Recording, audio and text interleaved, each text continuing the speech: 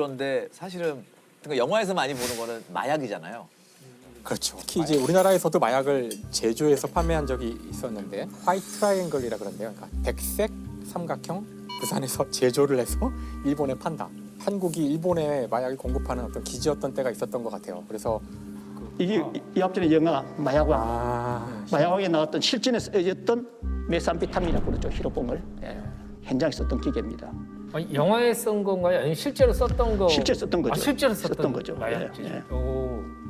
이 부산은 보면은 히로뽕을 제조하는 그 기상 날씨가 최적이라는 거죠. 그래서 부산에서 이 제조하면은 이 품질이 우수하다는 거죠. 날씨가 관계가 부산이 마약으로 유명한 곳이더라고요. 그래서 마약왕이라는 그 영화 네, 실제 인물의 이황순이라고 마약을 만들어서 일본에 공급했던. 뽕을 일본에 팔면 이거 애국가 이거. 그래서 그때 마약 소탕을 80년대 초에 했대요. 아마 오공화국 들어서고서 공부해서 했을 것 같은데 소탕을 하자 마약이 사라진 게 아니라 갈 데가 없어진 마약이 이제 국내로 유통되기 시작했다고 하더라고요. 80년대부터. 제가 이제 마약 얘기를 좀 이제 하면 어떨까 그래서 좀 마약 공부를 해봤는데 참 안 돼. 근데 마약은 해본 적도 없고 아니 해서도 안 되는 거고 사실 마약에 여러 종류들이 있는데 주사를 놓는 마약이 있고 주사, 뭐 코로 뭐 그 주사를 통해서 놓는 마약이 이제 아편에서 시작된 건데 아편은 양귀비라는 꽃에서 추출된 마약이거든요. 아편을 이제 농축을 하면 이게 몰핀이 돼요. 그 저희가 전쟁 영화에서 보는 진통제죠. 몰핀을 조금 더 개량할 수 없을까. 그래서 이제 그 여기다가 이제 어떤 화학적 처리를 했더니 몰핀이 엄청나게 막강한 이제 마약이 된다는 걸 알게 돼요. 그 마약의 이름이 헤로인이에요. 아 헤로인. 기본적으로 헤로인은 몰핀이에요. 그 변형된 부분 때문에 사람 뇌로 침투를 더 잘해요. 헤로인이야말로 마약 중에 마약. 그러니까 영웅이라는 이름이 붙어 있을 만큼. 아 히로인. 그렇죠.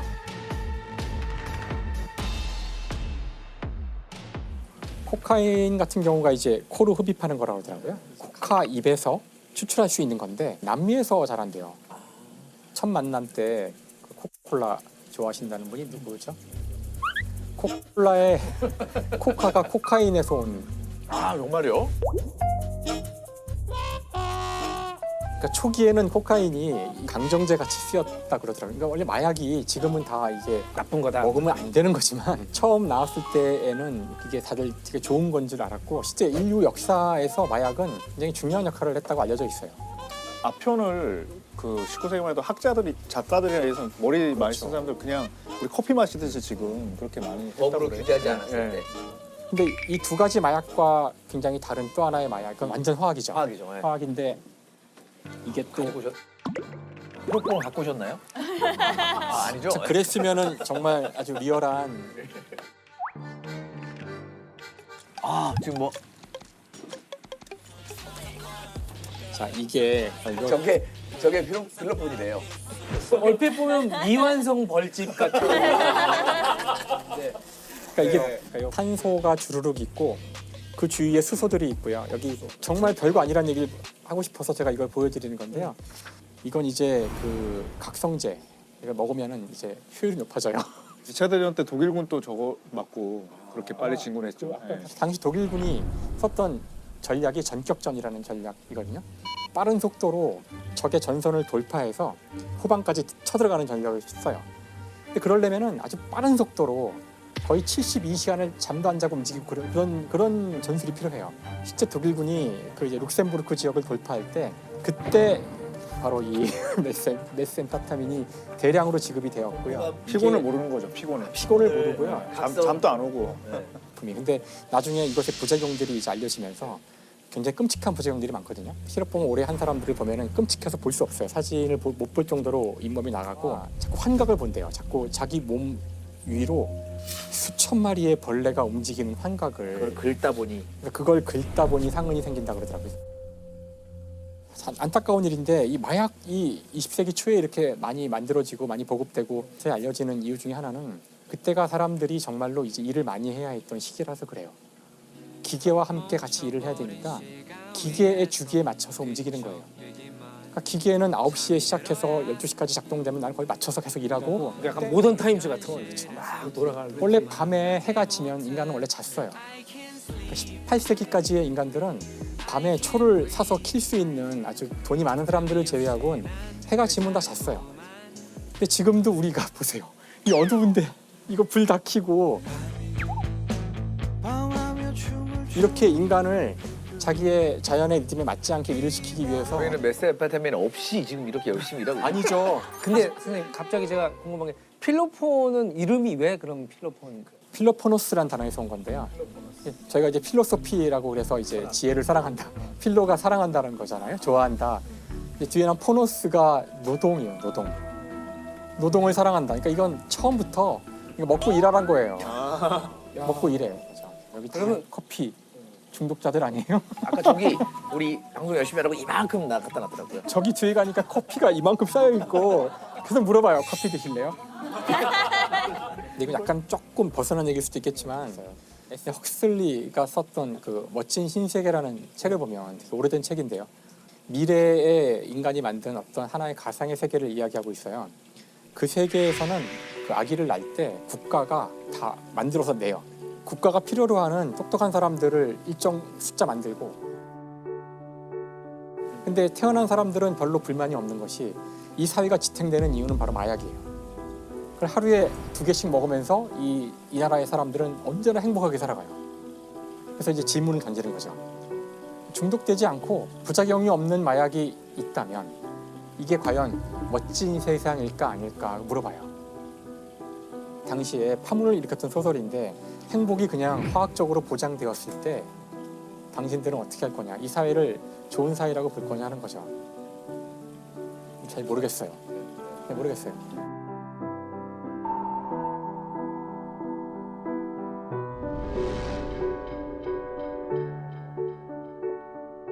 근데 작가가 사실 내린 결론은 역설적으로 제목도 그렇게 사실 다는 거고 역설이에요. 결론을 네, 역설이에요. 내린 역설이죠. 네. 우리에게 가장 가까이 있었던 좀 이거보다 더 어처구니 없는 범죄가 있었는데 바로 가습기 살균제죠. 가습기 살균제로 인한 폐질환으로 어린이와 임신부 등 120여 명이 목숨을 잃었습니다. 전국의 병원에서 원인 불명의 특발성 간질성 폐렴으로 472명이 숨진 것으로 집계되었습니다. 가습기 살균제는 균을 죽이기 위해서 만들어진 화학약품이에요. 가습기라는 게 이제 물이 있는 거라 금방 저희가 세균에 감염되기가 쉬워서 원래는 자주 닦아야 되는데 이거를 가습기 물에 타면 닦지 않아도 세균이 생기지 않기 때문에 그냥 쓰시면 된다는 거예요. 그게 소독 효과가 있을 거야. 그렇죠. 그거, 사실 어떻게 들으면 되게 혹하는 이야기고 옛날에 그 정부에서도 공무원들 방에 그 많이 썼대요. 관리가 깔끔하게 집에서 되니까. 썼던 것 같아. 저도 썼어요. 기억이 나요. 지금 생각하면 정말 바보 멍청이야 나도. 그러니까 살균제인데 여기에 들어간 약품들이 어디에 쓰이는 거냐면은 정화조를 닦는 데 쓰이는 약품이에요. 락스 이런 거. 약품들이에요. 그러니까 이거를 여기 이 가습기에 넣는다는 게 말이 안 되는 건데 아직 굉장히 종류도 한 뭐 수십 가지가 되고요. 이제 그 대표적인 게 에서 만들어졌던 거였죠. 그게 가장 많은 희생자를 냈던 건데요. 근데 이게 문제는 이제 94년부터 쓰이기 시작해서 1년이 채 지나기 전에 사람이 죽어요. 근데 이유를 모르죠. 처음에 이유를 몰라요. 이유를. 주로 이제 유아들이 죽어요. 그래서 2006년쯤에 이제 그 아산병원의 한 의사분이 아이들이 자꾸 죽는데 폐가 이렇게 섬유화된다 그랬어요. 폐가 굳어서 죽어요. 세균도 없고 바이러스도 없고 유전도 없고 뭐 요인을 몰라요.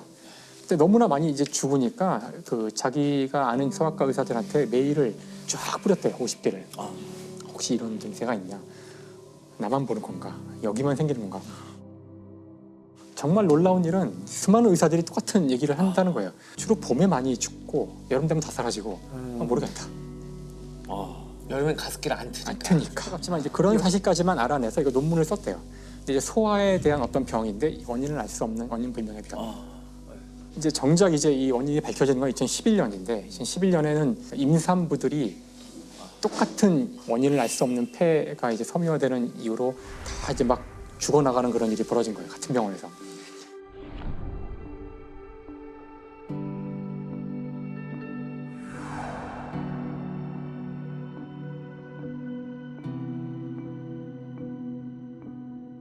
이건 도저히 안 되겠다 이거는. 질병관리본부에 이제 역학조사를 의뢰해요. 2011년이에요.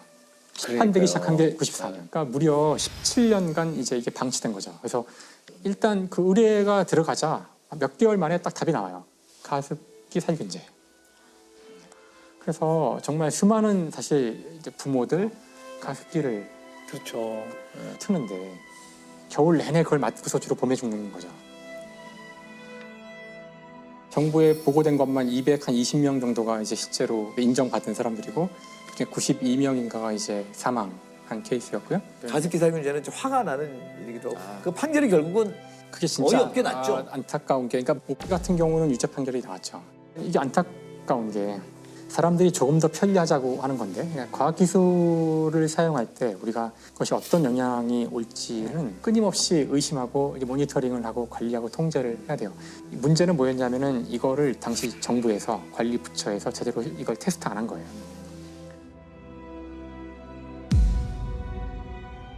그 기업에서도 이거는 합법적인 정부의 승인을 받은 거라는 식으로 이제 문제가 이제 되는데요. 또 시간이 많이 지났고요. 그래서 이제 지금 그 증거들을 갖고 있기가 쉽지 않고. 이거와 이 원인과 결과 사이에 아무것도 없어야 이제 입증이 쉬운데 그 시간과 공간이 굉장히 길다 보니까 여러 가지 조건들이 막 간섭하잖아요. 그러니까 형사 책임 묻기는 정말 어렵죠. 가습기 살균제 피해자가 67만 명에 이를 거란 숨진 예상입니다. 사람이 14,000명으로 추산된다는. 하지만 사망자 가운데 정부의 인정을 받은 피해자는 10% 정도에 불과합니다. 근데 이게 한 회사가 아니었거든요. 그 올해 초에 이제 판결이 나와서 좀 많은 사람들이 공분했던 게 또 다른 회사들이거든요. 그 회사 제품 때문에 피해를 받은 사람들이 소송 걸었던 것들인데 이건 또 이제 1심에서 무죄가 나왔는데 이것도 되게 논란이 많았던 거예요. 옵기에 이어서 두 번째로 많은 가습기 살균제 피해자가 발생한 제품이죠. 이 제품을 썼다가 피해를 봤다고 신고한 이들은 모두 835명, 이 중 12명이 숨졌습니다. 피해자 측 증인으로 참여했던 전문가들은 업체 측에 대해 무죄 판결을 내린 재판부를 정면으로 비판했습니다. 이게 그 과학자들한테 결국은 자문을 맡겨서 보고서를 제출했는데 과학자들이 쓰는 문장이 명확하게 뭐 관계가 있다 없다 이렇게 쓰지 않잖아요. 판결문처럼 쓸 수는 없으니까. 아주 전형적인 과학자들의 어떤 문장들을 쓴 것 같은데 이제 문장을 관계가 없음으로 해석을 한 거고요. 근데 그 결과를 놓고 이제 많은 사람들이 공분을 하는 상황에서 정작 그 조사를 했던 과학자들은 자신의 의도는 그게 아니었다. 관계가 있다는 뜻인데 뭐 그런 또 논란이 있었어요. 책임을 물으려면 고도의 개연성이 있어야 되고 형사는 진짜 다른 가능성이 없을 정도로 확실하게. 과학의 특성상 단정적인 표현을 쓰지 못했을 뿐 인과관계를 완전히 부정한 건 아니었다는 겁니다. TMIT에 흡입 노출된 쥐의 상부호흡기에서 염증과 변성이 발견되었습니다. 해석은 편향되었다고 보았습니다.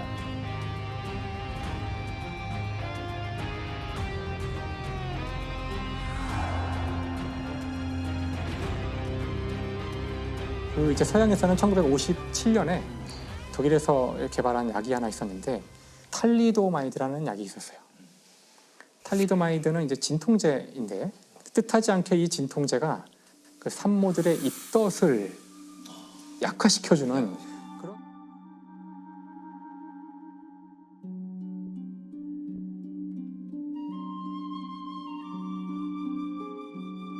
그래서 이제 산모들도 이걸 쓰기 시작하는데. 그 진통제에 대한 효과를 조사할 때 문제가 없었으니 뭐 산모가 먹어도 괜찮겠지. 결국은 당시엔 몰랐지만 수많은 산모들이 이 약 때문에 이제 기형아를 낳게 돼요. 처음에는 원인을 모르는 기형이죠, 계속.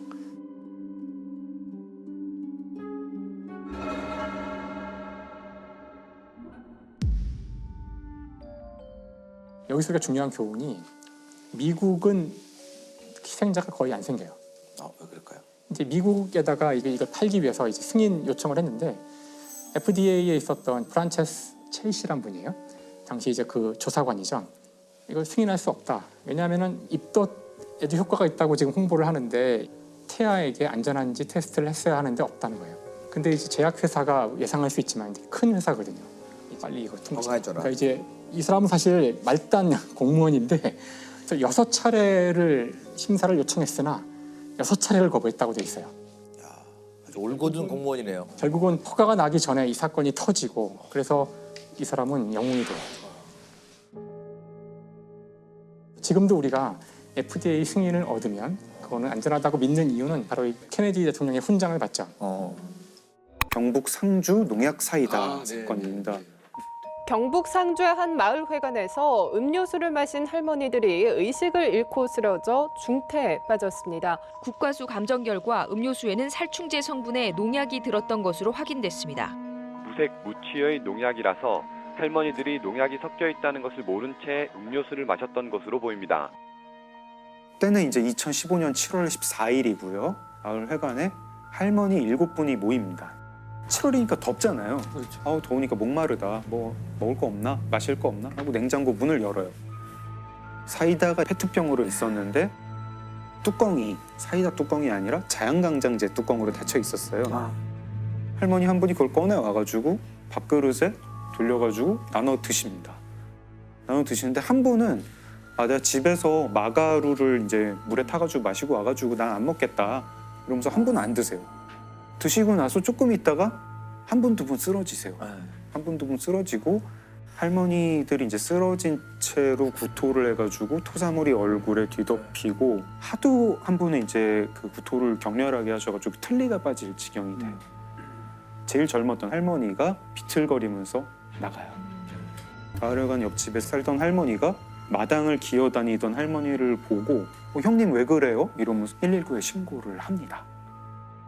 그 마을회관 안에는 할머니 5분이 계속 발작을 하고 계신 거예요. 근데 그 안에 할머니 5분이 있다는 걸 구급차가 몰라요. 아이고 이런. 신고를 한 분만 했구나. 신고를 이제 거의 1시간 가까이 돼서 이 5 할머니는 그때서야 병원을 가는 거예요. 그 할머니 6분이 이제 다 중태에 빠지시고 결국 2분은 돌아가세요. 경찰이 당연히 오죠. 마을회관에 있던 모든 액체를 다 수거를 하고 금방 밝혀내요. 뭐 들어있다. 네. 사이다와 특정 성분의 살충제가 섞여 있었다. 이거는 그러면은 계획적인 범죄고 살인 범죄다. 수사를 하죠. 마을 입구에 CCTV가 있어요. 외부인 온 사람들을 다 수색을 해요. 근데 외부인 중에는 없는 것 같아요. 외부인 중에는 없는 것 같고 그럼 내부인인가? 이 마을 너무 작아가지고 마을 사람들 다 서로 알고 다 형님 동생하고 누가 원한 가진 사람도 없는데 이게 어떻게 이럴 수가 있지? 자연스럽게 의심의 방향은 왜 할머니가 7분이 모였는데 한 분만 사이다를 안 드셨나? 안 드신 분. 네. 그 안 드신 분한테 이제 수사 초점이 모아가게 되죠. 수사를 할 때 의심스러운 부분들이 많이 나와요. 그 할머니가 타고 다니는 전동 휠체어가 있는데 거기서 농약 성분이 나오고 이 할머니 옷에서 그 살충제 성분이 나와요. 제일 또 의심스러운 거 하나가 그 할머니 집에 그 마당 뒷뜰에 뚜껑 없는 자양강장제가 나오고 그 자양강장제 안에 살충제가 성분이 나와요. 그리고 할머니 집에서 자양강장제가 9병이 더 나오는데 그 9병이랑 마당에서 발견된 한 병이랑 유통기한이랑 제조번호가 같아요. 같은 세트네요. 네, 같은 세트. 10개짜리 한 상자를 사서 하나를 마시거나 비우고 거기에 살충제를 넣어서 마을회관에 가서 사이다를 탄 거 아닐까? 이제 경찰이 이 할머니를 용의자로 특정을 하고 체포를 합니다. 저는 경찰청에서 제가 근무할 때여서 투입이 됐어요. 이분이 마을회관으로 가는 동선이 늘 있어요. 늘 있는데 공교롭게도 그랬는지 아니면 자기가 범행을 하려고 하는 긴장도 때문에 그런지 그날 다른 곳으로 가요.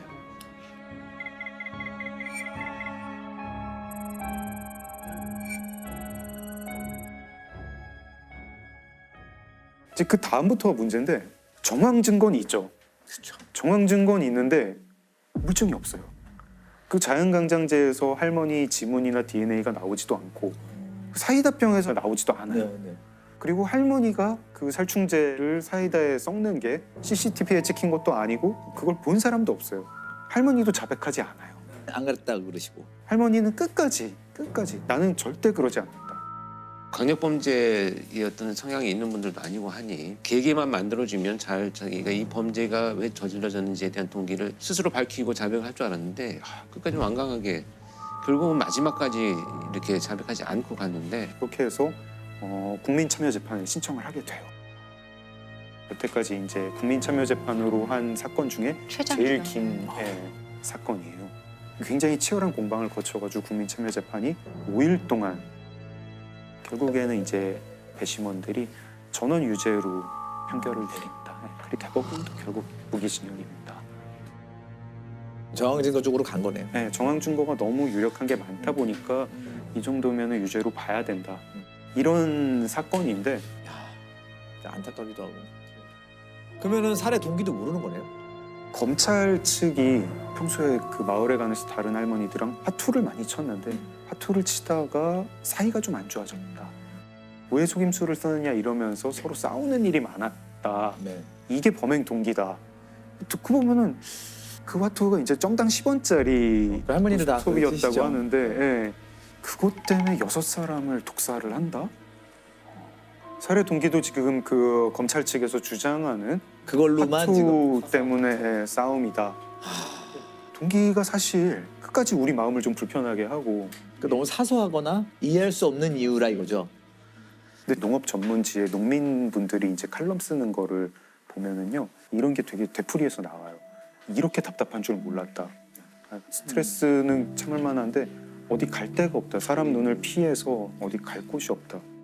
특히 이제 여성 농민 같은 경우에 거기 지역 전체가 이제 가부장적인 분위기고 남편이 또 이제 굉장히 가부장적인 사람인 경우에 자기 이 쌓인 한을 어디다 풀 데가 없는 거예요. 네네.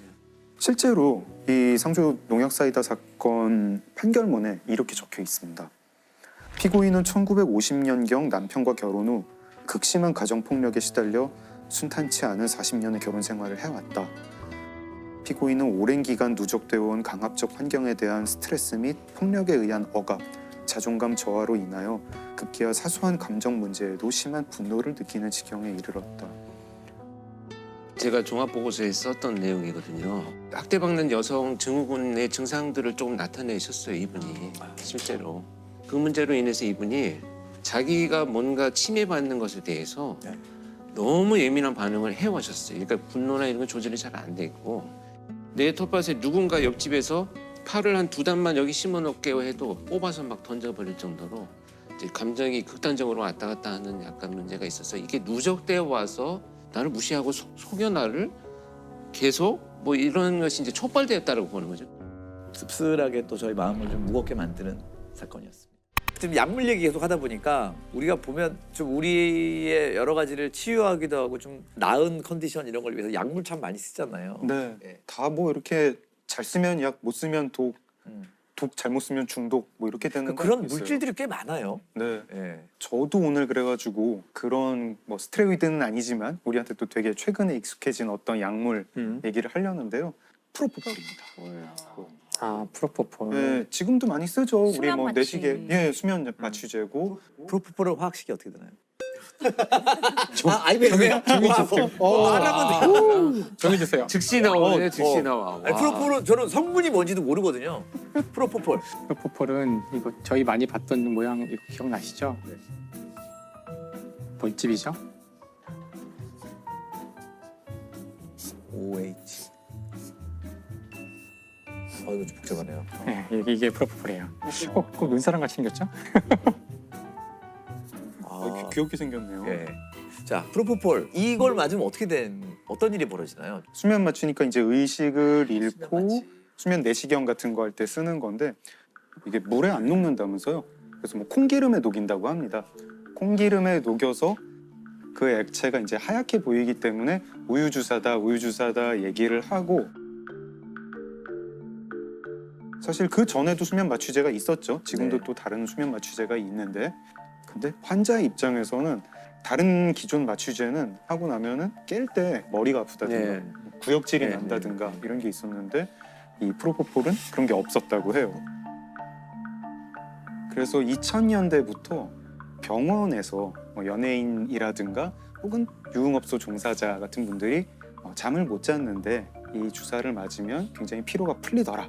이런 식으로 이제 뭐 성형외과라든가 피부과 같은 데서 아름아름 퍼지기 시작해요.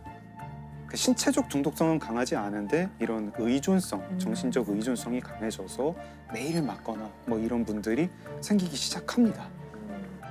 그래서 제가 말씀드리려는 사건도 또 이 근처에서 일어났어요. 거제랑 통영 왔다 갔다 하면서 일어난 사건을 말씀드리려고 그래요. 일단은 이제 50대 의사 한 분이 가해자 범인이고 이분이 2017년에 거제 병원을 열어요. 거제가 좀 이제 대형 조선소들이 있고 하니까 부자 도시로 유명했는데 2010년대 전반까지. 근데 이분이 병원을 열었을 때는 2017년에는 조선업이 이미 불황이고 그래서 거제 경기도 굉장히 꺼져 있었어요. 그래서 이분은 병원을 열었지만 뭐 돈을 벌기는커녕 2달 만에 빚이 6억 원이 됐다고 해요. 그때부터 이분한테 어떤 안 좋지만 짭짤한 수입이 생겨요. 뭐냐? 주변에 유흥업소 종사자들이 와서 이 우유 주사를 맞고 가는 거죠. 피해자는 이제 A 씨라고 할게요. A 씨가 5월부터 와서 맞기 시작합니다. 보통 프로포폴 10ml를 맞으면은 한 3-4시간 정도 잠이 든다고 해요. 처음에 와서 뭐 6ml를 맞아요. 6ml를 맞고 푹 주무셨나 봐요. 기분 좋았나 봐요. 며칠 있다 또 와서 또 맞아요. 14ml 맞고 그리고 또 며칠 있다가 또 놔주세요. 이번에는 30몇 ml 이후로 막 30ml 이런 식으로 용량이 늘어납니다. 그러다가 5월 말이 되면 이제 하루에 60ml를 맞게 돼요. 10배를 더 맞은 거네요.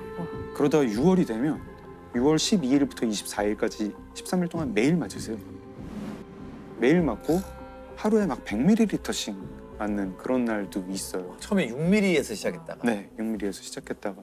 그래서 그리고 병원장도 이제 걱정이 되죠. 계속 와가지고 이 주사를 놓으니까 당신이 지금 프로포폴에 중독이 되는 것 같다. 큰 병원에 한번 가봐라. 이런 말은 했다고 하는데 그 이상의 조치는 취하지 않았다고 해요. 그리고 이 병원장 입장에서는 A 씨를 참 놓치기가 힘들었을 것 같은 게 한 번 주사를 맞을 때마다 30만 원에서 50만 원씩 돈을 받았다고 합니다. 그래서 문제의 날은 7월 4일인데 이상한 일들이 이 병원에서 많이 벌어지는데 그날 하나는 뭐냐면 그날 간호사들이 출근을 안 해요. 그 병원장이랑 싸워서 출근을 안 해서 접수 데스크의 직원이랑 병원장이랑 이렇게 병원을 간호사 없이 운영을 했어요. 그리고 이 A 씨가 와서 프로포폴 주사를 맞았죠. 처음에 12ml를 투약을 합니다.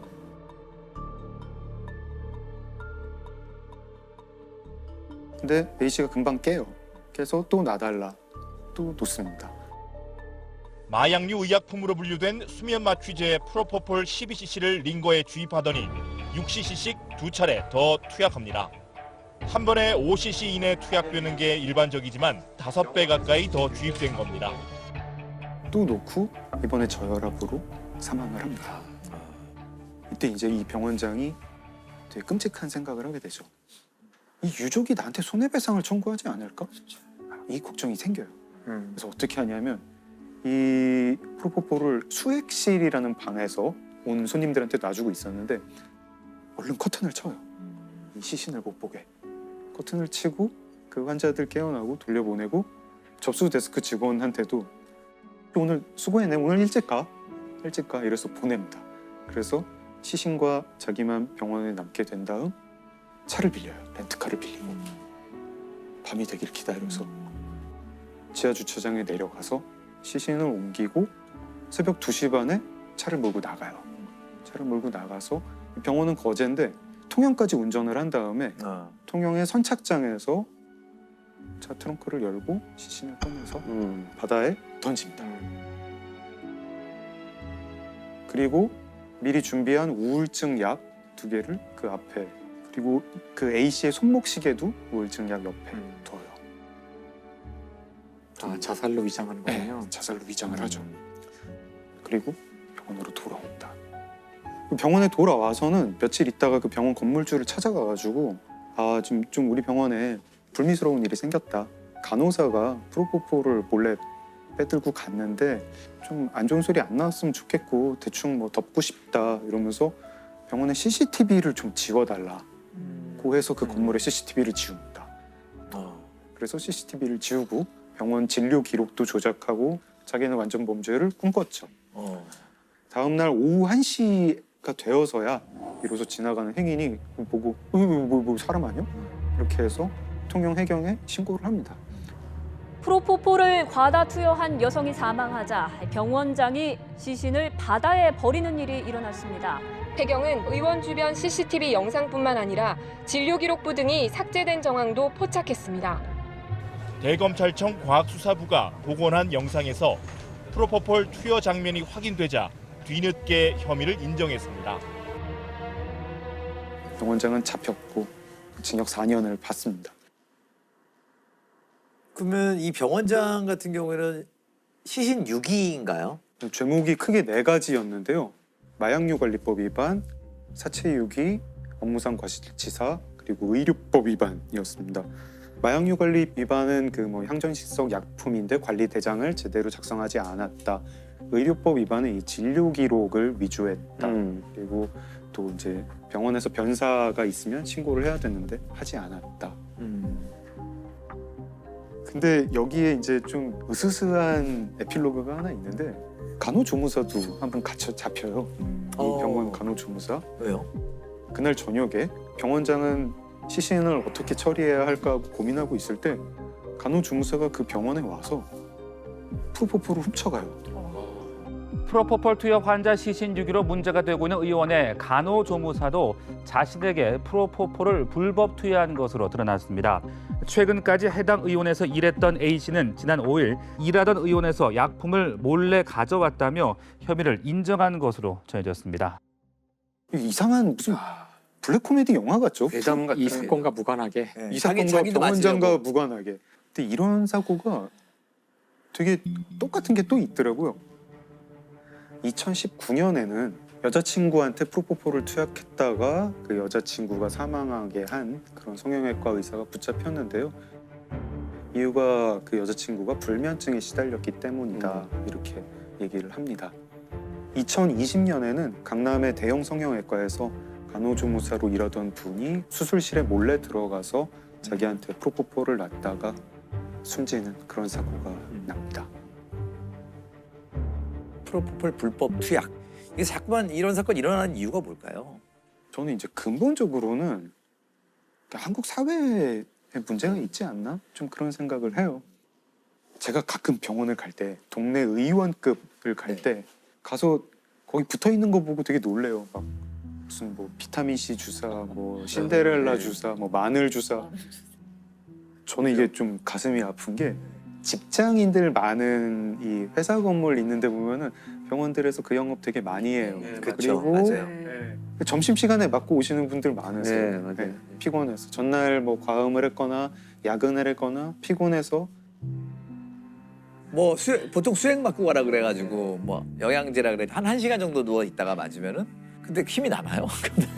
근데 되게 많이들 누워 계세요. 꼭 환자분만이 아니라도 이 주사를 맞고 일단 한두 시간 누워 있을 때 제일 효과가 있는 건 아마 플라시보 효과 아니겠는가. 쉬니까. 플라시보 누워있고 이렇게 심리적인 효과가 훨씬 클 것 같아요. 이게 참 뭐가 잘못됐는지 모르겠는데 피곤한데 점심시간에 그거 맞고 와서 일하는 그 사회가 제대로 된 사회인지도 모르겠고 피곤한데 이거 주사 한 방이면 해결될 거야 라는 생각을 하는 그 의식도 그렇게 건강한 의식은 아니고 거기 이제 피곤한데 내가 뭔가 주사 한 방, 알약 한 방 이게 이제 점점 발전하다 보면은 우유 주사 어제도 맞았는데 오늘도 맞았고 어제 60mg 맞았는데 오늘은 100mg 놔주세요. 아까 사망한 A씨 같은 경우에 그 2달 남짓한 동안 프로포폴을 얼마나 많이 맞았냐면 다 합하니까 1.4리터 나왔대요. 진짜 심각하네.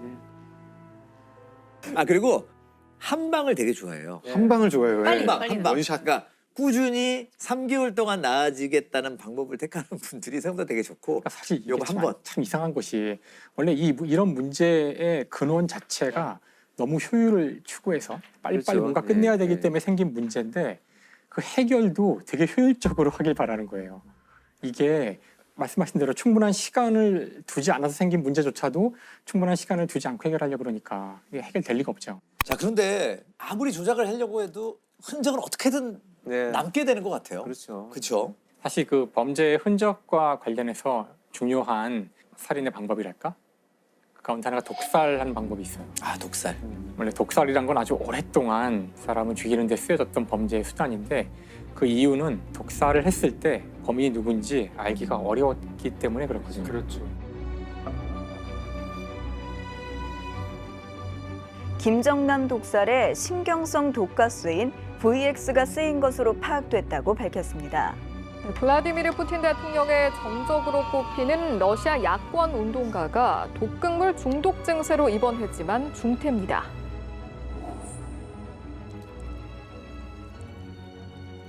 제가 이제 오늘 여기 오면서 어디를 가볼까 했는데 그 보성에 있는 녹차밭을 갔다 왔거든요. 되게 이국적인 풍경이던데 멋있는 풍경이라 우리나라 아닌 것 같죠. 처음 그래서 나올 때. 오늘 제가 바로 거기를 갔다 왔는데요.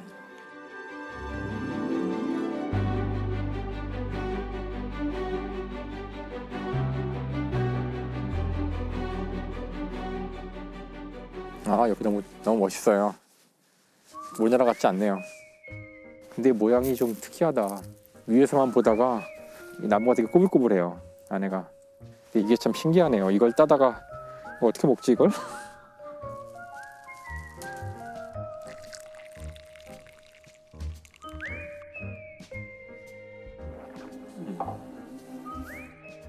이게 지금 제가 가져온 녹차죠. 네. 사실 여러분 드시는 녹차가 어쩐지 거기서 가져온 녹차입니다. 맛이 좋더라. 교수님 뭐 따신 건 아니죠? 따고 싶었는데 따는 시기가 아니어서 따지 못했고요. 그래서 이 녹차, 사실 녹차와 홍차는 같은 잎으로 만들어지지만 이제 어떤 식으로 그 처리하냐에 따라 달라지는 건데 유명한 그 사건이 하나 있어요. 이른바 방사능 홍차 사건. 들어봤는데 러시아에서 푸틴이 그렇죠. 진짜 거기는 떠드는 얘기만 보면 대통령이 직접 홍차 한잔 할까요? 이런 식으로. 이 이야기는 그 러시아의 비밀 요원이죠. 알렉산드르 리트비넨코라는 사람이 있는데 이 사람이 러시아를 벗어나서 영국에 망명을 하게 돼요. 더군다나 이 사람이 영국에 가서 그냥 가만히 있었던 것도 아니고 막 그 현재 러시아 정부를 막 비판하고 아마 러시아 입장에서는 눈에 가시 같은 존재였을 수 있어요.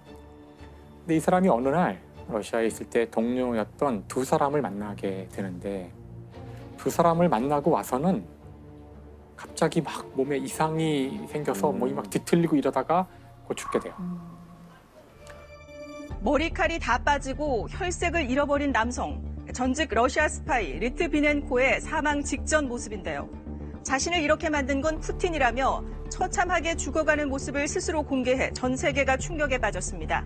푸틴 정권을 공개적으로 비판해 러시아 정부의 눈에 가시였던 리트비넨코.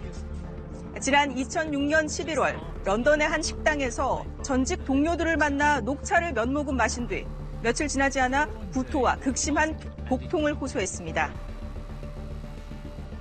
그러니까 사람들이 이 사람이 이건 중요한 사람이기 때문에 왜 죽었을까? 그래서 이 사람을 부검하고 조사를 해봤더니 놀랍게도 이제 이 사람의 혈액에서 폴로늄이라는 방사능 물질이 검출돼요.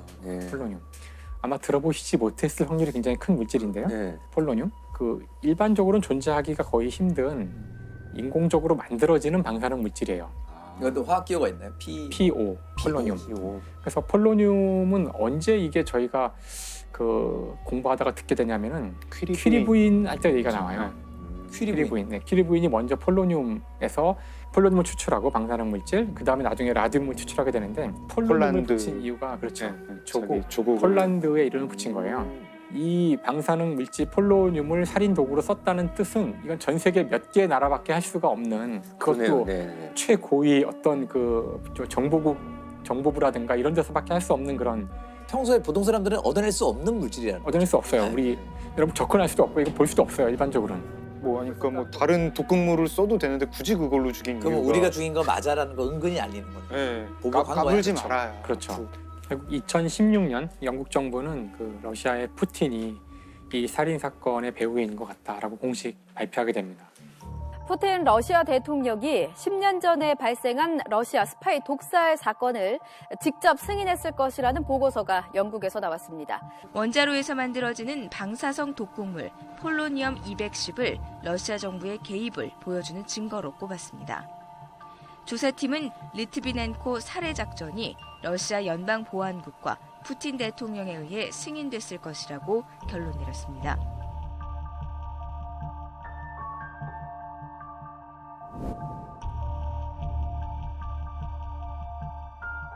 와, 되게 잔인하면서도 되게 선전적이네요. 살인 방법이. 이건 이제 대놓고 그 누가 살인범인지를 사실 알려주는 거나 다름없는 식으로 독살시킨 경우지만 원래 독살이라는 이 방법은 누가 범인인지를 모르게 하기 위해서 쓰이는 거고요. 역사에서 너무나 많이 나와서 보통 독이라고 하면 또 어떤 게 있을까요? 아마 그 저희가 지난 한 20-30년 스스로 이제 목숨을 끊는 그런 사건들 거기에 가장 많이 나오는 독은 청산가리? 청산가리죠. 그래서 청산가리. 청산가리. 청산가리. 청산가리는 이게 탄소, 질소, 이게 포타시움, 칼륨이라는 거죠. 칼륨. 그래서 사이아나 칼륨. 굉장히 단순해요. 구조가 단순하고 이거 다 사람 몸에 있는 흔한 원소들로 돼 있죠. 사실 여기서 중요한 거는 요 칼륨은 별로 중요하지 않고요. 요 사이아나, 이 사이안기 이게 독이에요. 이게 제가 하나의 예를 들면 바로 이게 독이라는 걸 아실 수 있는데요. 여기다가 수소를 붙이면 이게 이제 무시무시한 건데요. 여기 수소를 붙인 거를 이제 치클론 B라 그래요. 치클론 B는 바로 2차 세계대전 때 나치가 아우슈비츠를 비롯한 그 학살에 이용했다. 유태인 수용소에서 학살에 썼던 가스가 바로 이 사이아나 수소예요. 호흡기로 들어가면 그냥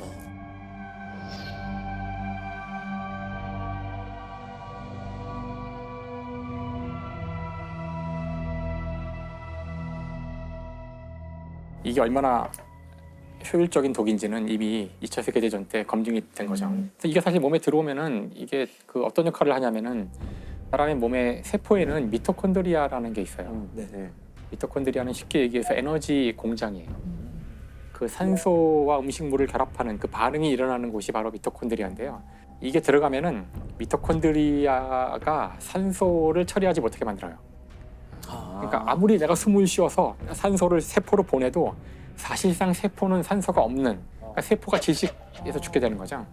그렇게 돼요. 그래서 이게 그 사망하신 분들을 보면 이제 마치 질식사의 어떤 그 흔적처럼 아무리 숨을 쉬어도 산소는 가지 않아요. 세포로 가서 아무 역할을 못해요.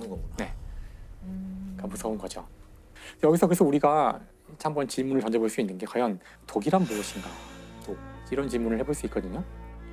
사실 이런 많은 독들이 어디서 오냐면은 식물에서 많이 와요. 식물. 그렇죠. 그럼 왜 식물은 독을 만들까? 이런 생각을 해볼 수가 있어요. 자기를 보호하기 위해서. 동물은 위험에 처하면은 도망가면 되거든요. 근데 식물은 위험에 처하면 어떻게 할 수 있을까요? 도망갈 수가 없으니까 수가 없죠. 그 자리에 있어야 사실 되니까. 모든 식물은 기본적으로 다 독을 만들어요. 모든 식물은 독초예요. 그러니까 이것이 독이다 아니다라는 기준은 단지 우리가 그 식물이 만든 독을 감당할 수 있느냐는 거고, 근데 그것도 감당한다는 거지 결국은 독이에요. 그러니까 그것도 양이 어느 이상 되면은 감당 못해요. 저희가 한번 다뤘지만 에탄올 같은 경우는 식물이 아니라 균이 만드는 독이죠. 효모균이. 그렇죠. 그러니까 이런 것들은 독이기 때문에 근본적으로 우리 몸에 들어왔을 때 뭔가 마비를 시켜요. 특히 동물을 대상으로 할 때는 신경계에 마비를 줘서 뭔가 신경이 약간 작동 안 되게 만드는데 우리 같은 큰 동물은 조금 먹어도 그 정도 마비는 기분이 좋은 거야. 적당히 마비가 되거나, 그래서 우리가 그거를 이제 그 기분이 좋게 하거나 그런데 먹는 것뿐이지 기본적으로는 다 독이에요. 그래서 뭐 카페인, 니코틴 이런 거 다 독이에요. 그렇죠. 니코틴 또 중독이라는 얘기 많이 하잖아요. 니코틴이 그렇죠. 중독된다. 니코틴이 중독되는 건데 오늘의 비장의 이거 진짜 주술이 계속 나옵니다. 와, 이렇게 복잡해요? 니코틴? 그러니까 이게 제가 이제 사실 범잡 나오면서 자꾸 이제 이 분자로 이것저것 만드는 거 재밌더라고요. 그래가지고 집에 이거 300개짜리 샀어요. 그래가지고 막 이것저것 만들어 보는데 오늘 다룰 거 이렇게 조립해서 오시고 오늘 안 다루는 것도 이제 네. 막 화학식 나오면 만들어 보고 하는데 이게 니코틴이랍니다. 이때까지 만드신 것 중에 제일 복잡한데요? 이건 만드니까 참 보람도 있고 뿌듯하더라고요. 네, 그래서 이게 니코틴인데 검은색이? 검은색은 탄소고요.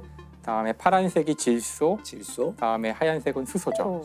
그러니까 그냥 니코틴 같은 경우도 이제 아까 이야기 들어오면 이것이 신경에 영향을 주는 물질이라서 조금 섭취하면은 이제 기분이 좋아지죠. 근데 많이 섭취하면 당연히 안 좋고요. 이것도 이제 다량을 한꺼번에 농축된 니코틴을 섭취하면은 죽을 수 있어요, 당연히. 친딸 독극물 살인 사건이라는 사실 아주 좀 엽기적인 사건이 있었어요. 2003년 10월 12일 A 씨가 자신의 두 딸과 조카 셋을 데리고 수영장에 갑니다. 수영장에. 근데 수영장에서 9살짜리 둘째 딸이 거기서 사망하게 돼요. 그 물에서 사망하게 되는데 수영장에서 뭔가 이게 의심이 된다, 좀 석연치 않다. 왜냐하면은 보통의 익사사고 같은 경우는 이제 사람을 꺼내서 긴급 조치를 하게 되는데 그때 막 코하고 입으로 물이 나와야 된대요. 정상적인 상황이라면 그냥 조용히 그냥 죽은 거예요. 그러니까 그런 것들이 다 석연치 않았던 거예요. 부검을 하자고 얘기를 하게 됩니다. 이제 이 아이를 부검하기로 이제 부검을 해봤더니 독살됐다는 결과가 나온 거죠. 그래서 이제 조사해 보니까 그 A 씨가 익사 사고가 일어나기 전에 둘째 딸에게 음료수를 줬다는 거예요. 음료수를 너 혼자 먹으라고 줬다는데 실제 그 아이가 그 음료수를 이제 마시고 와서 다른 아이들한테 엄마가 나한테만 이거 줬어 하면서 이제 이야기를 한 목격자가 있고 하지만 이제 지금 이제 보셨지만 여기 그 결정적 증거는 없잖아요. 그래서 이제 2년 가까이 계속 그 수사가 진행되었다고 하더라고요. 이 증거를 찾기 위해서. 사건을 이제 조사해 보니까 경찰에서 바로 그 둘째 딸이 죽기 바로 전날 보험을 들었다는 거예요. 아이에게 상해보험을 들었고 보험을 들 당시에 A 씨가 돈이 없어서 보험 설계사가 그 계약금을 대신 내주면서 그러니까 굉장히 무리스럽게 보험을 들었다는 거예요. 그리고 특히나 그 이 수영장은 사망 사고가 있었을 경우에 1억 원을 보상한다는 그걸 이제 내걸었다고 하는데 좀 특별한 상황이죠. 알고 이제 아마 했을 것 같고요. 더더군다나 이제 수상한 것은 A 씨가 이제 진술서를 쓰게 되는데 좀 이게 이상하다는 거예요. 진술서를 보면은 이건 믿기 어려운 그런 것들이 많이 있기 때문에 아마 프로파일링 했겠죠. 그랬더니 좀 이게 이상하다는 거예요. 그 엄마 같은 경우에는 경찰에 잡혀와서 이제 진술서를 쓰게 되는데요. 아주 여러 가지 문제점들이 많이 발견이 됩니다. 그 시간에 무슨 일이 있었는가를 쓰라고 했더니 그 진술서를 보면 누구한테 전화를 걸어가지고 우리의 누구누구가 사고를 당해 위급하다, 도와달라라는 전화를 했다라고 써놨는데 이 위급하다라는 말을 처음에는 위독하다라고 썼어요. 그걸 지우고 위급하다로 바꿨었어요. 근데 이런 흔적들도 당시에 이 진실을 분석하던 프로파일러들이 포착을 해내서 제공이 됐고 두 번째로는 이제 뇌파를 이용한 뇌파 가운데 P300이라는 뇌파 측정 방법이 있어요. P300이란 거는 그 사물을 보고서 이 사물을 내가 전에 본 적이 있다면 0.3초 후에 바로 어딘가 팍 튀는 그 뇌파가 있대요. 그걸 가지고 봤더니 뭐 범행에 사용된 것으로 보이는 요구르트병 같은 걸 이제 봤을 때 뭐 반응을 한다던가 뭔가 의심스럽다. 그 다음에 서로 이제 그 신문을 하고 하는 동안 미세 표정 분석 아마 다 전문 영역이실 텐데 지금 이야기한 여러 가지 증거들이 다 이 사람의 진술을 믿지 못하게 하는 결국 이제 지금까지 얘기했던 여러 가지 그 정황 증거라든가 다른 간접 증거들을 모아서 A 씨한테는 그 유죄가 선고됐고 무기징역이 이제 구형됐다고 합니다. 친딸을 살해한 혐의로 2년 만에 구속된 37살 김모 씨. 딸 이름으로 보험에 가입한 지 단 하루 만에 딸에게 독극물을 먹여 살해한 혐의를 받고 있습니다. 김 씨의 거짓말을 뒤집을 수 있었던 것은 뇌파 검사. 경찰은 김 씨에게 범행 당시 사용됐을 것으로 보이는 과자와 음료수를 보여줬더니 김 씨의 뇌파가 급격히 변하며 양성 반응을 보였습니다. 경찰은 살인 혐의로 구속영장을 신청했고 법원도 처음으로 뇌파 검사의 증거력을 인정해 구속영장을 발부했습니다. 그런데 이제 이걸로 이 사건이 끝나는 것이 아니라 조사 과정에서 이 내연남과 이제 통화한 여러 가지 기록들도 다 조사 대상이 되니까 그 내연남과 통화하는 중에 내연남이 이런 말을 해요. 너 또 약 먹였어? 뭐 이런 이걸 변명을 할 수가 있겠지만 뭔가 이제 석연치 않은 거예요. 그렇죠. 그래서 이제 다른 범죄가 더 있을지도 모른다는 이제 의심이 들어서 좀 이제 끔찍하다면 끔찍할 어떤 그 정황들이 나오기 시작하는 거예요. 그리고 이 A 씨의 남편이 2년 전에 죽었는데 이제 거기에도 이제 의혹이 있다고 알려져 있어요. 이 남편과 이 A 씨가 다른 집에 가서 김치를 담궈주는데 도와주러 갔대요. 김치도 먹고 보통 굴도 같이 먹잖아요. 김치 담글 때. 그리고 집에 왔는데 A 씨가 이제 커피를 줬는데 그 커피를 마시고서는 갑자기 쓰러졌어요. 호흡 곤란과 뭐 가슴 통증, 막 몸이 뒤틀리고 이래가지고 이제 병원에 가서 결국 이제 사망했는데 그때 이제 이 A 씨는 의사에게 그 김치하고 생굴에 대한 이야기만 하고 커피 얘기는 하지 않았던 거죠. 의사한테는. 그래서 의사는 일단 굴에 의한 과민성 쇼크일 거라고 이제 진단을 했던 것 같아요. 당시는 그냥 그렇게 처리가 됐는데 새로운 상황에서 이 사건을 들여다보니까 이 죽은 남편에게 보험이 2개가 있었는데 이 사고 전에 4개의 보험을 더 든 거예요. 3,700만 원의 보험금을 받게 돼요. 근데 그때는 물론 의심하지 않았던 거죠.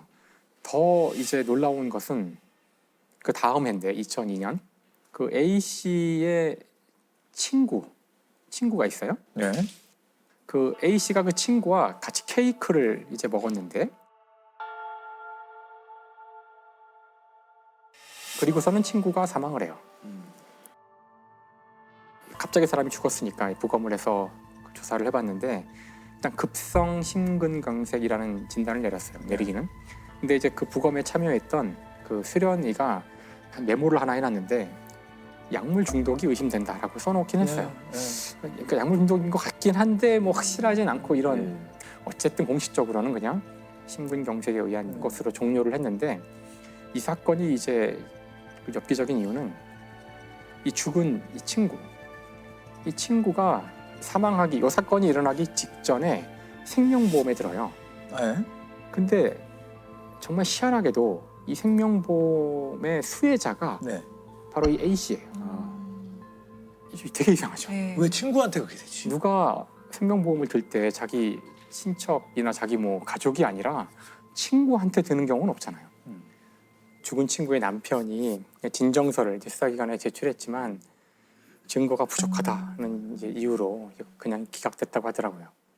이미 다 그 2사람 다 시신이 다 벌써 처리가 돼가지고 다시 조사할 수 없는 상황이었다고 하더라고요. 결국 그래서 지금까지도 이 억울한 죽음의 원인이 풀리지 않은 거죠. 어떤 경우에는 보험금을 탈 뭐 사망 사건이나 이런 게 생겼을 경우 더 주도 면밀하게 조사하는 경우도 많이 봤어요. 사실 그래서 제대로 보험금을 받아야 될 사람조차 그렇죠. 아주 고단한 그런 이 법정에 와서 오랫동안 싸워야 되는 일이 벌어지곤 하는 거죠. 오늘 제가 얘기하려는 중요한 그 사건은 바로 이 GHB가 그 성범죄에 사용된다는 것이 널리 알려지게 된 계기가 바로 버닝썬 사건인데요. 그 클럽에서 남성 고객들을 유인하기 위해서 그 GHB 그것을 판매하거나 심지어 사용하는 것을 이제 묵인한다는 그런 의혹이 제기됐기 때문인데요. 여기서 태국 남성이 한 사람 등장을 해요. 태국 남성이 버닝썬의 VIP 룸에서 만났던 한국 여성과 뭐 술을 마시고 그러다가 여성은 정신을 잃었어요. 나중에 봤는데 이게 뭔가 이제 안 좋은 거죠. 분명히 성폭행을 당한 것 같고 그래서 이제 가서 신고를 하고 했지만 이제 이미 제가 이야기한 것처럼 증거는 나오지 않았어요. 그 CCTV를 보면은 그 피해자가 별다른 저항 없이 그냥 호텔로 들어가는 장면이 잡혀 있어요. 그게 왜냐면은 그 GHB를 먹고 그 기억이 나지 않는 상태에서도 몸은 그냥 움직일 수 있다고 그러더라고요. 의식이 없는 상태에서도. 근데 이것이 이제 어떤 문제를 일으키냐면은 나중에 이렇게 CCTV 같은 증거가 남았을 때 이게 자의에 의해서 같이 그 호텔에 가거나 한 것이다라는 식으로 이제 악용이 될 수 있는 이제 그런 상황이 실제로 많이 만들어지거든요. 그래서 상당히 안 좋은 그런 효과라고 할 수 있죠. 그래서 증거가 나오지 않으니까 뭐 이 사람을 뭐 붙들어둘 수는 없는 거고, 이 사람은 이제 한국 사람이 아니고 태국 사람이니까 태국으로 출국을 해버려요. 근데 결국 그때 수사가 좀 뭔가 부진했다는 이제 나중에 결론이 나와서 지금은 다시 또 이제 수배를 했다고 하더라고요. 근데 뭐 돌아오지 않으면 잡기는 어려우니까 지금 증거가 있는 것도 아니고 이제 그런 상황이라고 하는데, 어쨌든 이 이야기가 나오자 사람들이 사실 나도 그런 일이 있었어, 나도 그런 일이 있었어 하면서 이제 그 우리나라에서 많은 사람들이 물뽕, 그다음에 이 GHB라는 것의 문제에 대해서 모두가 깨닫게 된 거죠.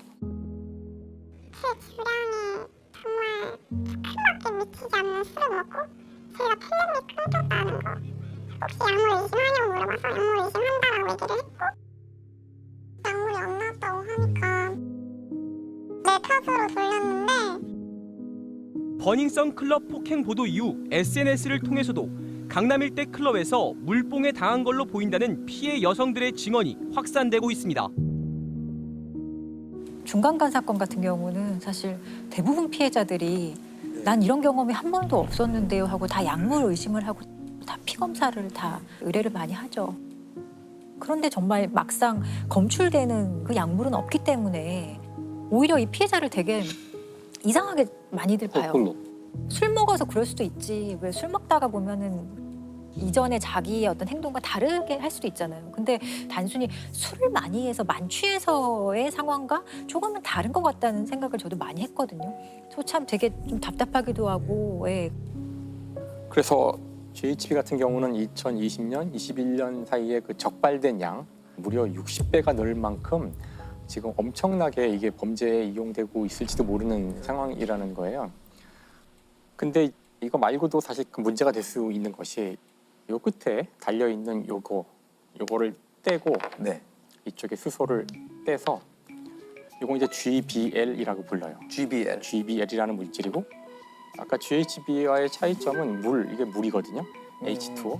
물 하나가 떨어져 나온 거예요. 근데 이제 요 물질은 사람 몸에 집어넣으면은 위장이나 입에서 적절한 효소의 작용을 통해서 이 물이 결합할 수 있어요. 이 물이 결합하면은 금방 GHB가 되는 GHB가 거죠. 되네요. 예, 이런 원리가 있는데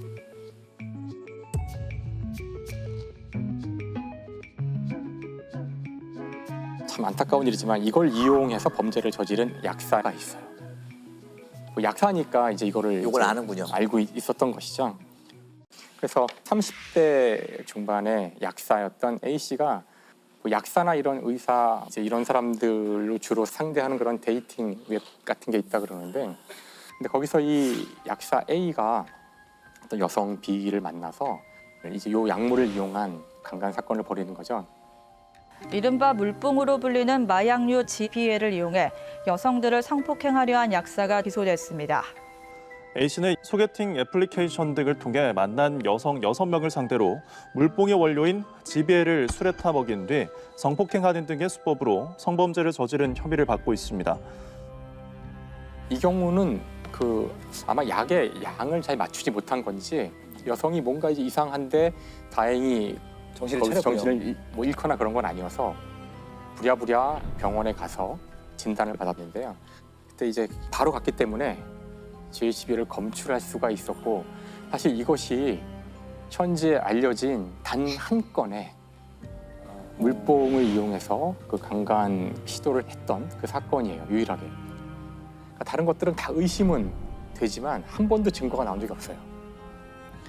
그래서 검찰은 이제 수사를 한 끝에 약사 A 씨에게서 그 GBL을 1리터를 구매했다는 기록을 찾게 돼요. 1리터면은 이게 2,000명 정도를 피해를 일으킬 수 있는 그런 분량이라고 하더라고요.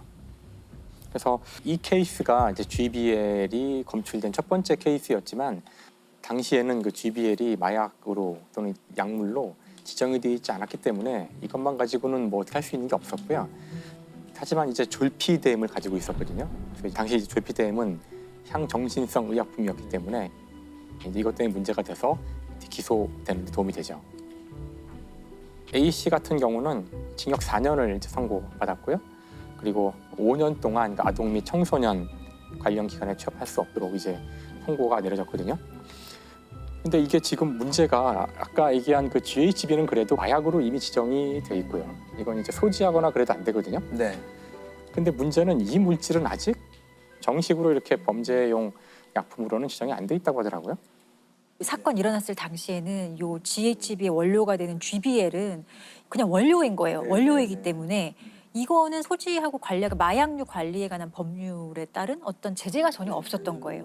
이게 좀 문제가 많았기 때문에 그 마약류 관리에 관한 법률에 보면 아주 좀 유해하거나 뭔가 오남용이 우려될 때 그럴 때 임시 마약류 지정을 하는 그런 제도가 있어요. 네, 식품의약안전처에서 그걸 지정을 하는 건데 2022년 1월이 되어서야 GBL이 그 임시 마약으로 지정이 돼요. 1년 이상의 유기징역이거든요. 그러니까 뭐 최대 30년까지 처벌받을 수 있는 거죠. 보통 뭐 약물로 인한 성범죄가 조금 더 가중 처벌이 있나요? 약물을 사용했기 때문에 더 가중 처벌한다는 규정은 우리나라에는 없어요. 예. 우리는 그래도 이제 마약에 대해서 좀 철저하게 관리를 해왔던 나라이기 때문에 이런 식의 얘기가 조금 뒤늦게 지금 나오기 시작을 한 거고 최근에 사실 되게 많이 퍼져 있다고 저도 느껴지거든요. 뭐 약물을 사용해서 결국에 의식을 잃게 만드는 게 목적이잖아요. 그렇죠. 그리고 뭔가 성범죄를 아주 용이한 상황을 만드는 거기 때문에 이것 자체가 폭행으로 보거든요. 네. 강간 상해죄나 강간 치상죄가 성립하는 경우가 있죠. 저는 칼과 총하고 무슨 차이가 있는지 모르겠어요. 더 위험할 수도 있죠. 그러니까요. 그냥 칼을 들고 있다고 해도 피할 수도 있을 거고 눈에 보일 수도 있지만 이런데 몰래 타는 약물은 사실 오히려 모를 수 있기 때문에 이런 약물을 이용한 범죄를 특정 강력범죄에 신설을 한다든지 형량을 좀 더 강화한다든지 그럴 필요성은 전 충분히 있는 것 같아요. 사실 이게 우리만의 문제가 아니라 지금 말씀하신 것처럼 미국에서 2000년에 데이트 강간 약물 처벌법 통과가 됐는데요. 그게 나오게 된 그 배경도 그 바로 전해죠. 1999년에 15세 소녀가 그 약물을 주입받고 아마 범죄자는 성폭행 같은 걸 할 목적으로 약물을 투여했을 텐데 그 약물 때문에 죽어요. 사망을 해요. 근데 그때 투입했던 그 약물이 바로 이 GHB, 바로 이거였거든요. 그래서 이제 그때 법이 만들어지면서 아주 강하게 최대 20년, 그다음에 이 약물을 단순 소지하는 것만으로도 3년의 징역을 부과하는 그런 법들이 만들어지거든요.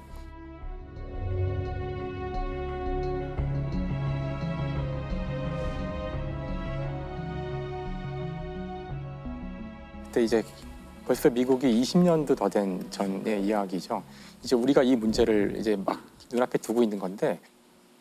근데 여기에 일본 같은 데는 좀 이렇게 자정적으로 제약회사들에게 이런 마약류의 성분이 있는 것들은 좀 색소를 넣어서 음료와 결합했을 때 색이 변하는 정책을 좀 이렇게 좀 많이 권유를 하고 있다고 해요. 뭐 강제적으로 시행하는 건 아닌데. 그런 걸로 좀 이 최소한 어떤 뭐 물과 결합했을 때 좀 색이 바뀐다든지 그런 식으로 눈에 좀 띄게 하는 방법도 있을 것 같아요. 이게 정말 이제 안 좋은 죄인 것이 어떻게 보면 우리 사회의 근간을 흔드는 거예요. 맞아요. 사실 이제부터 사람들이 만날 때마다 저 술에 혹시 저 사람이 뭘 타지 않았을까? 이제 이래야 한다는 것이 사실 이 사회에는 정말 엄청난 그 해악을 끼치는 거라서 그 사회 전체의 신뢰를 다 깨뜨리는 거죠. 물뽕이라는 마약을 시중에 대량 유통시킨 일당이 적발됐습니다. 경찰이 대대적인 마약 사범 단속을 벌여 수백 명을 검거했지만 클럽 내 물뽕 적발은 지지부진한 상황입니다.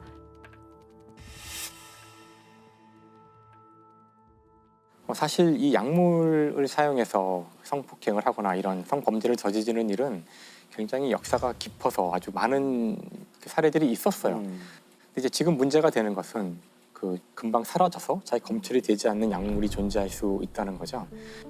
그래서 비록 지금 당장은 뭐 검출하는데 어려움이 있다고는 하지만 언제나 그래왔듯이 아마 과학기술이 다시 발전을 할 겁니다. 그래서 모든 범죄를 반드시 잡아낼 거기 때문에 아마 오늘 이 이야기를 들으면서 많은 분들이 되게 좀 불안해하실 것도 같은데, 그러니까 그럴수록 더 빨리 우리가 이에 대해서 대응을 해야 되지 않을까 그런 생각을 해봅니다. 왜 이런 세상이 됐을까 좀 이제 마음이 아프게 됩니다.